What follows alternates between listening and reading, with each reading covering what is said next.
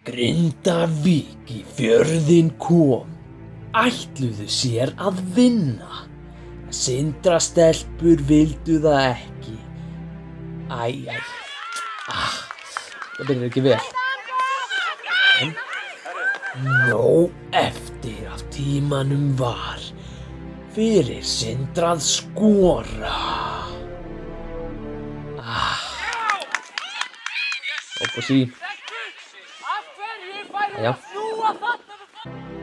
En nægur tími fyrir Sindra að minnka muninn. 3. Ég misti af þessu. 3-0. Sólin kom og Sindri nærðist á henni. Eða svo... Víti. Sara ætlar að verja þetta. Nei. Ég gera það ekki. En seinni hálfleikurinn var allur eftir.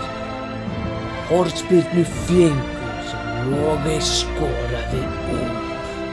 Og nægur tími var eftir. 4-1 staðan var. Þangað til þetta gerðist. Þó sólin fari í augun á okkur og við sjáum ekki hvað gerist. 4-2 og lítið eftir. Þarna fór það. En, jæja, 5-2 svo sem ekkert slæmt á móti Pepsi-deildarliði. Það mátti vera minna en svona er þetta víst.